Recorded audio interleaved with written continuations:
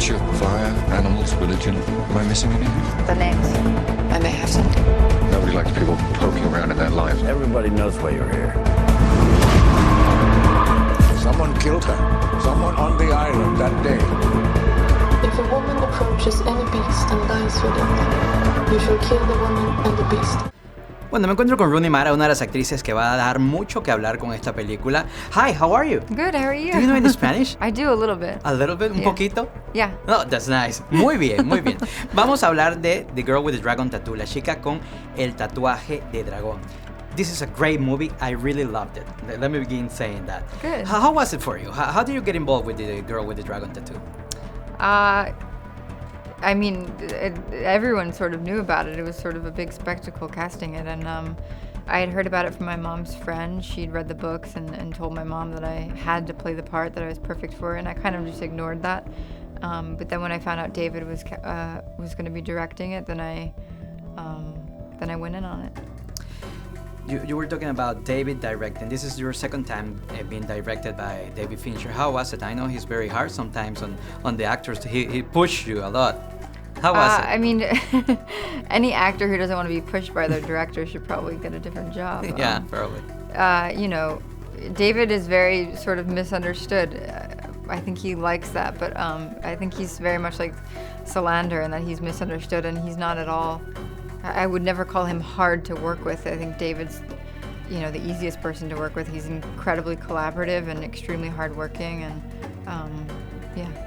Tell me, how did you prepare for Elizabeth Sanders? There was a lot that went into preparing. There was the physical transformation, obviously, and then I did kickboxing and I did skateboarding. I learned to ride the motorcycle. I did a lot of dialect training. I did a lot of computer work and stuff like that. And psychologically, how did it affect you playing Elizabeth? Did you take her home sometimes, or it was hard for you to get away from her? I never really thought about it in terms of that. When you're working 16 hours a day, 10 hours a day, 6 days a week, you don't really, you do work, you go home, you go to sleep, you wake up, you go to work, you go to sleep, you wake up, you go to work, you go to sleep. It's, you don't really think about letting it go or anything like that. There are some pretty rude scenes on the movie, and they were pretty hard for you also to do, or it was just, this is what I have to do, I don't care what happens to her, or did you just got connected with her sometimes?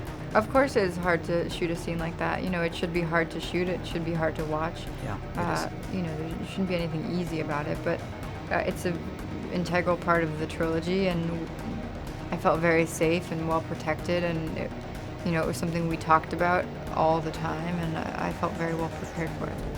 How was it doing a movie that is already done somewhere else? Did you watch the original one? I'd seen it before I'd read the books, and as soon as I read the books, I had a different idea of who the character was, and I never really looked back after that. And I think I think that's clear when you watch the two movies. They're very different.